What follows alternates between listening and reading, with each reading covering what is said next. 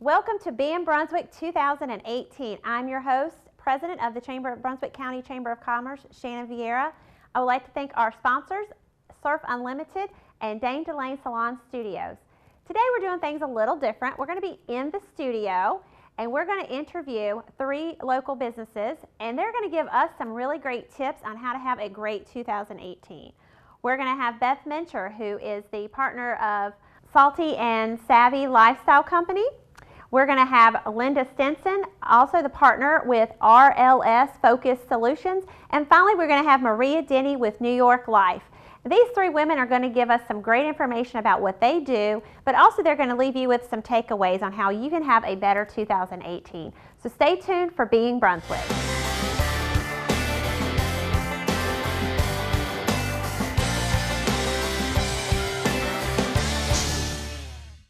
Welcome. We have Beth Mincher here with Salty and Savvy Lifestyle Company. Welcome, Beth. Hi, Shannon. Thanks for having me today. Happy New Year. Happy New Year. Talking about health and wellness in 2018.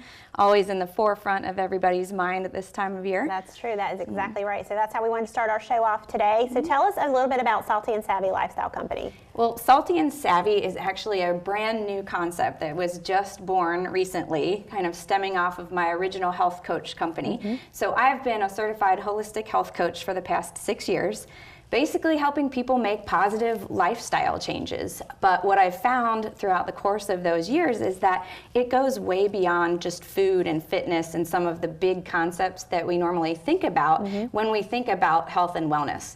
So it's almost like we have to kind of take a few steps back and help redefine that. So what Salty and Savvy is to me is a little bit of all kinds of elements. I'm a surfer myself, so the salty side comes in on that. And the savvy is just your classy, your more refined and your polished look. But we all have these elements of ourselves that we really have to figure out to determine what our core being of wellness means to us. All right. So, like I said, it goes way beyond food and fitness. Those are definitely important, don't get me wrong. But I had a concept in my first health coaching company, which I called Health Begins with Happy.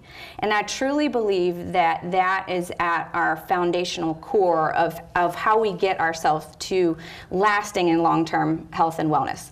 Now, it's not quite as simple as just to say, go around and just smile and be happy and you're in perfect health. And most people, think that they are consider themselves to be a happy person. But what it comes down to is that we're energetic beings. Everything in life is based around frequency and energy. Thinking about a concept like when you get in your car and you turn the radio on, right? We don't listen to static, right? We tune into a radio station, we dial in a frequency. And we have that frequency in everything in our life. Okay. Food has frequency. Every single living thing, we are an energetic being. We're electrical. So when we can learn how to truly harness that and manage that, that can be the first little cornerstone to our health. That sets our mindset, and we can make positive choices, changes, and decisions based on that. And that trickles down to things like your food and your fitness. So what we want to present to people is thinking outside of the box. When you think about how do I become healthy this year, or what goals am I setting, let's scrap the gym plan first. Sorry, everybody. But let's think about who you are as a person. How do you thrive? What's going to really contribute to your success? And make your goals stick and last. Because how many people have been in that situation where you start out January 1st and you have so much momentum and you're really excited about making changes, and then you find that the next couple weeks go by and maybe you've slipped up a little bit, and then all of a sudden you feel like, I don't know where I'm going with that. I've heard that if you do something repetitively for, I think, 6 weeks, and it becomes a habit. So are these some of the things you're talking about? Is that how it works with your? That's definitely an important factor. There is something to be said for repetition and developing your routine. It's possible to retrain any element of yourself. So we go to the gym because we train our bodies and our muscles. We can do the same thing, training ourselves for our food choices. We can train our brains, and that's a huge thing. Like I keep saying and repeating, health begins with happy. That concept in your mind that you can wake up in the morning and know how to get that energy going and keep that going throughout the day, because let's face it, life happens, stressful situations come up, and all of a sudden we take on a lot of that negative energy that's coming at us, and that affects our decision making for choices. Maybe it's where we go out to eat for lunch and we think, well, you know, I'm having a bad day, I really need this food item. I'm guilty of that. Yeah. So it's a collective picture of how this all works together. And what I do as a health coach is just provide some accountability for people. Basically, we all know like good foods, bad foods, what we should be eating. But do we do that? Not necessarily. We really do need to train our minds first so that we can just have that backbone to fall on. And so have kind of a give me an base. example of what that would look like if you were having a coaching session with someone. What would you do first? So most people come in and it's ideally, I want to lose 10 pounds or weight loss focus. So if you are a health coach client, and we come in and we do a little assessment of where you're at, what your current health goals are, and then look at all of the different topics that you need to address. Again, there's going to be a food component, there's going to be a fitness component, but then there are also things like reducing your toxic chemical exposure, body care products, self-care products, the cleaning chemicals that you have in your house, how all that can contribute to health as well. Okay. And a little element of style. So how Salty and Savvy works as a lifestyle company is really taking those two words and combining what your life is and the choices and things that you do with a little bit of style. Right? Because we have to put that component in there and realize who we are, what our element is, and how we thrive in that fashion. So it's really a full body, a full mind approach when you're coaching and working with somebody. And we present wellness portfolios, which provides you with your basic customized wellness plan. You're going to get information in there about resources, recipes, style tips. You know, some people maybe just need a makeover. Maybe you need to feel better. Right? I remember my mom telling me as a kid, always put your lipstick on before you go out because you never know who you're going to run into, right? And I always thought that was such a silly concept, but fixing yourself up kind of creates that energetic flow inside you, and it's like you're ready to take on the world that day. You just go out and your whole demeanor can be different if you have that core concept of health begins with happy, and you're literally looking, living, and feeling better. That's our whole goal with Salty and Savvy. Look, live, and feel. I've watched you grow in your business because you've been around at the Chamber for a long time, and I'm just excited to see you progress in your profession, and I think that's exciting. Leave us with a few tips for 2018. If you could give us takeaways. Everybody wants some takeaways. Yes. I wish there was one overall just give us 3 great tip for health and wellness, but I think backing up a little bit to goals, right? I think goals, and this is borrowed from John Acuff, wonderful author. I'm reading the book Finish. So he says that perfectionism kills our goals, and I think everyone needs to think about that. We start out and we set goals and we try to make them too perfect, or we overestimate what we can do and we underestimate the amount of time that it takes to do it. Capacity, we talk about that a lot at the Chamber. Yes. So basically, if you want to set yourself up for success in terms of goal setting, what you really need to think about is making things more fun. It's got to be fun to get it done, and just embracing imperfection more in your life. I think that we really need to cut ourselves a little bit more slack. We need to, first of all, accept where we're at currently so that we can work forward and move forward. Cutting your goals in half, giving yourself a little more time, and then really looking at the other elements of health and wellness. A huge proponent of getting rid of toxic chemicals. I don't think that people realize how that impacts. So, thank you so much, nutshell. Beth. Thank you. I know it's a lot of information to get in a short amount of time, but I hope people can look for Salty Savvy Lifestyle Company, and we'll put up your information so people can find your information. Our new website right now at bethmincher.com is where my main info is. But thank you so much. Thank you, and have a great and happy 2018. Happy 2018. Let's all enjoy life more and have some more fun. That's all right.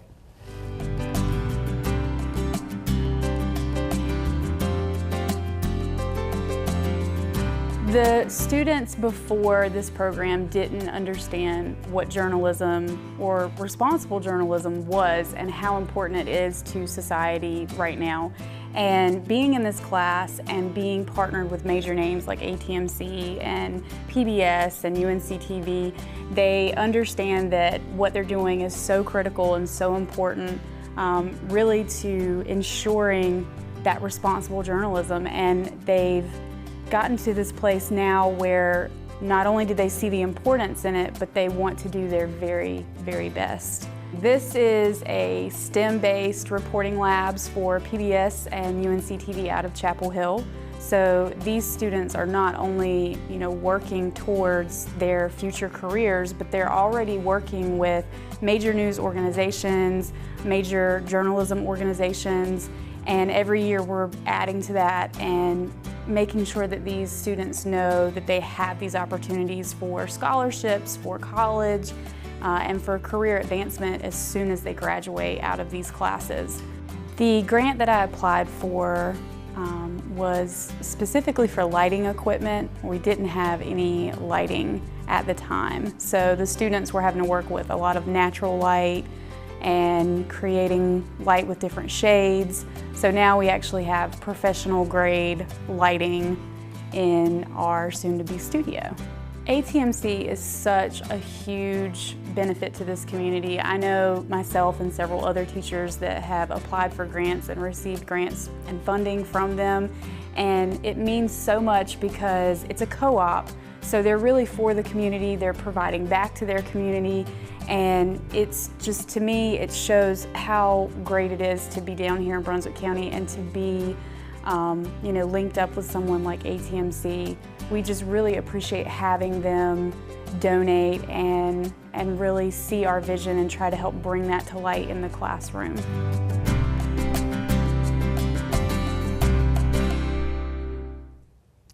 I have Linda Stinson here, partner of RLS Focus Solutions. Linda, welcome. Well, thank you for having me. I'm delighted to be here. Happy 2018 to you 2018, yes, I know. It snuck up on us. 2017 disappeared rather quickly. So tell us a little bit about RLS Focus Solutions. What is your business? What do you do? RLS Focus Solutions is a business coaching firm. I am in it with my partner in both business and life, Bob Stinson. And we have been running our practice for about 15 years now, oh, wow. which has also flown by. We focus on helping individuals and organizations achieve the level of success that they desire. And we do that by partnering with them. We don't go into a situation with all the answers, but we help our clients find out what is the right answer for them. We do that through a discovery process to find out exactly what their challenges are, and we help them to develop their vision for their future and address their challenges and put a plan together to achieve their goals. And I know what we're talking about today is goal setting. That's right. So that's really the focus of our practice, is helping people set goals and, more importantly, achieving those goals. So Linda, who are some of the clients that you work with in your business? We have a varied list of clients. A lot of them are sole proprietors, or they have a few employees. We have landscapers, we have web developers, we have insurance people, we have carpet cleaning people.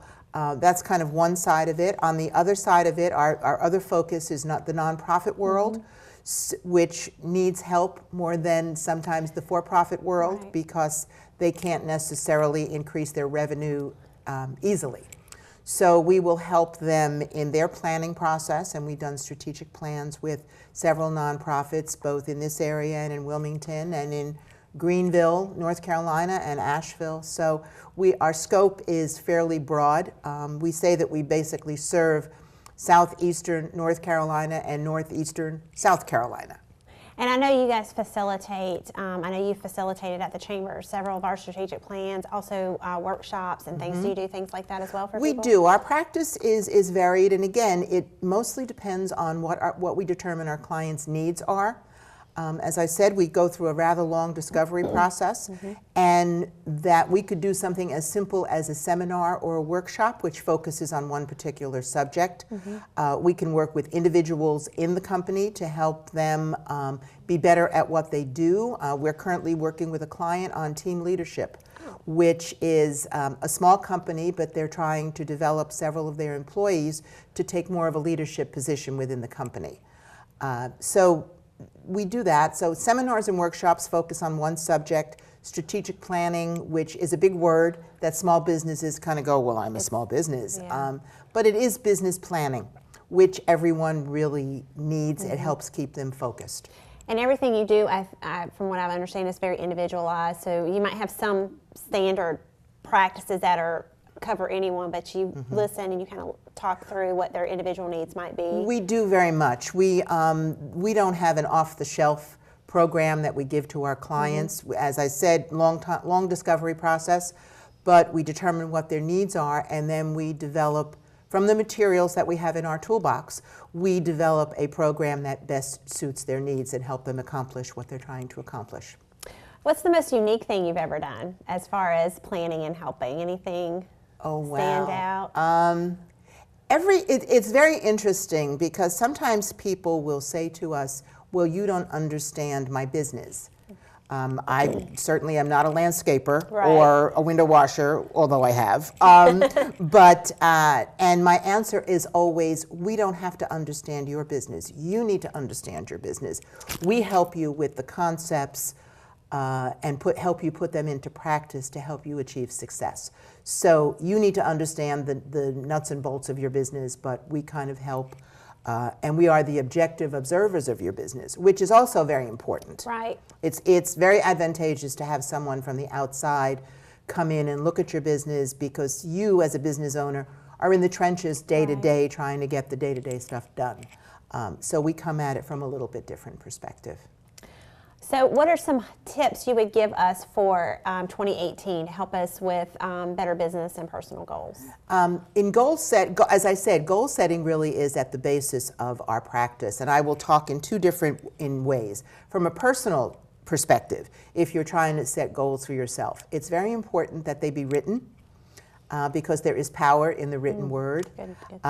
It also is important that you have an accountability partner. Share your goals with someone and they will help keep you on track. From a business point of view, we always refer to SMART goals, which is an acronym, S-M-A-R-T. And it stands for specific. Goals need to be specific. The example I always give is, I want to lose weight. Well, that's not a specific goal, but I want to lose 10 pounds by March is a specific goal. Goals also have to be measurable. You need to be able to know when you've achieved it. You need to know where you are, where you want to be, and if you have gotten there. They need to be achievable. You don't want to set a goal so high that you set yourself up for failure. But they need to be realistically high. You don't want to maintain the status quo. You want to push yourself a little bit. And they also need to be time-based. There needs to be a timeline for when you want to achieve that goal. But also know that goals need to be flexible as you go through the days, weeks, months, whatever that happens to be. Sometimes the environment changes, circumstances change, so you need to be able to take a look at those goals and maybe make slight adjustments. But having the goals really kind of keeps you focused, and I think that's the important part. When we meet with our clients, even after we put a plan together, we have a schedule for meeting with them periodically. It could be once a month, just to say, how are you doing? How are things going with the plan, and what adjustments, if any, do we need to make? So that's kind of the important piece. So, and if I could do one more hint on the time management side, which everybody struggles with every day of their lives. The one tip whenever I've done workshops is only schedule 80% of your time. If you schedule 100% of your time, you're setting yourself up for failure because life gets in the way. So the one hint for 2018 is only schedule 80% of your time. Wonderful. And I want to just put a little plug in for not only the Chamber, but for you, Linda. We're doing a workshop in March that's going to, it's called Put Yourself First. It's our Women in Business Committee, which you're a part of. Yes. And you're going to be talking about time management. I am. So if and we'll go a little more extensively into that subject at that time. And we'll put up the date and time and location for that on the screen. So thank you so much. Oh, and happy 2018. Happy 2018. I'm looking forward to a wonderful year. All right. Thank you. Thank you.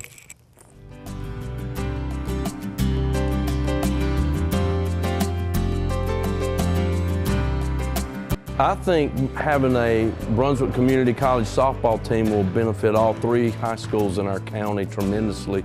We have young ladies here in our community that go on and play at other community colleges. This way they'll be able to stay home, be with their families, be close to home, and also they'll be able to get the Brunswick guarantee money and be on full scholarship. So that's a win-win situation for us, and I think it would be for the young ladies that would come here to play softball at Brunswick Community College. I just think if our student athletes, the ones that we can get from Brunswick County, stay home, and the ones that come in give back to Brunswick County and to our community, then our community will give to the programs that are here to help these kids succeed and become successful and move on and get a college education. And we learned that very quickly with the baseball program and our other programs, that it was really, really important for our student athletes to be in the community and do the right thing. A lot of these young people that come from all over the state of North Carolina and even further away in some instances, they would not even go to school at all if it were not for athletics. We have a right at 95% of our student athletes that are sophomores that are here move on to four-year schools and complete their education. We'd like to thank ATMC for giving to our programs, and they've given to our programs in the past and been very supportive here. And you know, without corporate sponsors and people like you guys doing that, we wouldn't be able to survive. And I have Maria Denny here with New York Life. Maria, welcome. Happy New Year. Happy New Year to you too. Glad you could be here to join us and tell us a little bit about New York Life and what you do in your business. Could you tell us about that? I sure can. I am a financial services professional with New York Life out of the Myrtle Beach office, and I'm licensed in North Carolina and South Carolina. Okay. So I handle the Brunswick County and Horry County areas. And I used to live in Brunswick County, so I truly enjoy working with the clients here as well as in Horry County. So what do you do what service and products do you do for New York Life? Well, of course, life insurance is our anchor product, but I'm an accountant with 20 plus years experience, so I kind of lean more on the financial side where I help people set up IRAs. I help them with SEP IRAs if you're a small business owner. I work with not just families and individuals, I work with business owners as well. I kind of target the realtors because I used to be a realtor, and I truly enjoy working with them because I know how they feel when it's tax time. Obviously, the holidays, we're shifting from that now to tax time, and so that's what I was doing earlier, actually was talking to some local realtors in the area. But I do a multitude of things. I actually do long-term care. I actually do investments, annuities for individuals and small business owners. And I also do employee benefits for small business owners as well as employee whole life. So I'm trying to get more into the small businesses as well this year. And then I do health, dental, and vision as well for my clients. I've kind of set myself up as a one-stop shop for my clients. Yeah. And I will have the property and casualty piece this year, so I'm looking forward to having that final piece so I can actually be a true one-stop shop. And as far as the health care goes, everybody's always, you know, that's a challenge for a lot of people. So how do you help people in that area?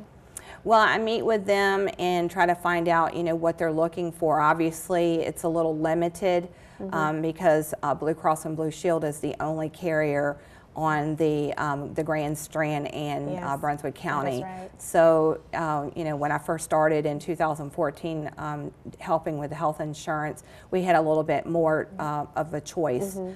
So I basically will help them kind of find the plan that works best for them and, you know, also suit their budget.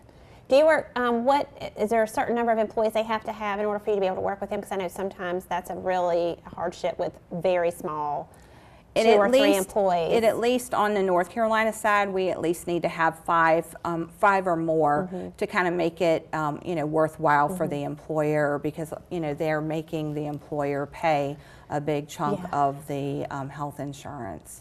So how about business investments? You said you did some of that as well. What are some things that you do in that area?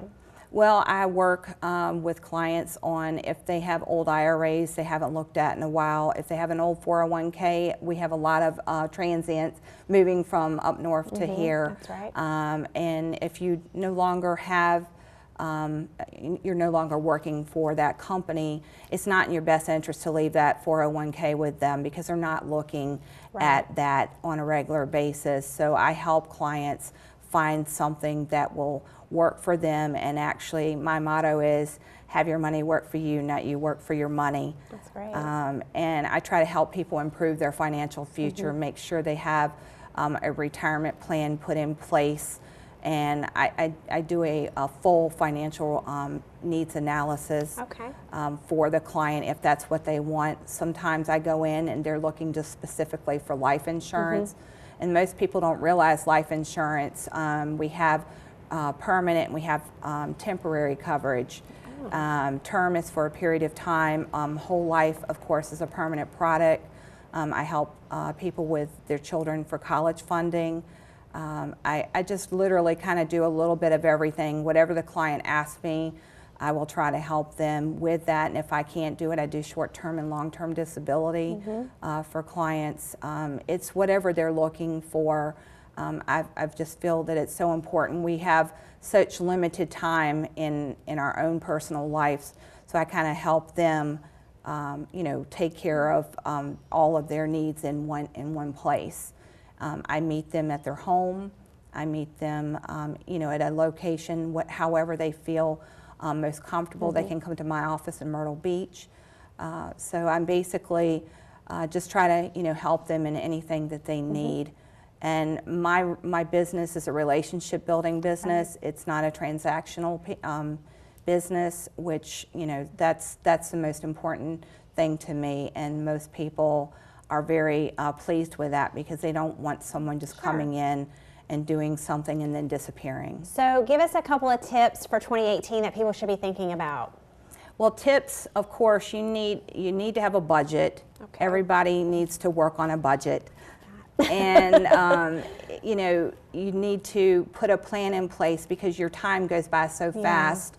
Trying to save money, you know, I sit down with clients and try to make sure that they're putting something away for their future. I also ask people about long-term care events. Do you have a plan in place for that? Most people don't unless they've had a family member actually go through that. Well, I appreciate you being on the show today for Being Brunswick, and all of our guests for sharing their 2018 tips. And Maria, thank you so much, and have a great 2018. And thank you for having me, and I hope you have a Happy New Year, and I look forward to seeing you soon. Stay connected with your community channel. Like ATMC TV on Facebook today. I hope you enjoyed January's 2018 Being Brunswick. I hope you learned a little bit about health and wellness and got some great tips from Linda with business coaching and personal goals. And finally, I hope you were able to get some great tips from Maria Denny on your financial future. So join us next month for Being Brunswick.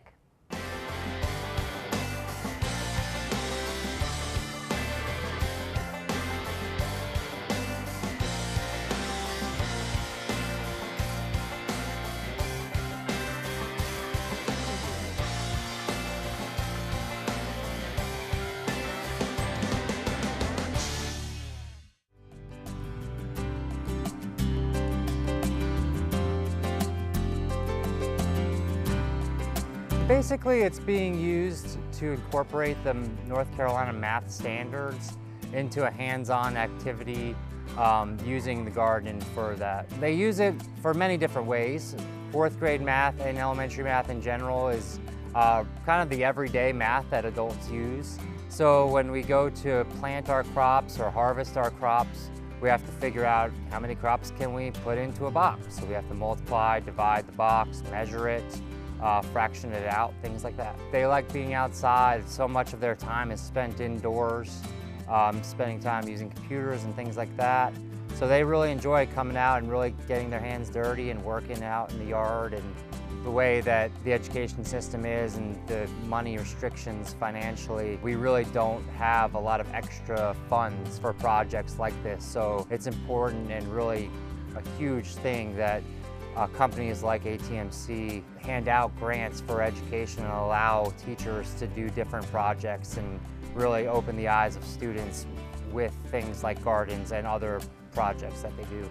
I really appreciate it. This really has helped me with us growing a lot of things, and next year I'm going to 5th grade, and I hope the 4th graders enjoy the garden. You guys gave us the opportunity to get a hands-on experience with the garden and doing math while we're learning the garden.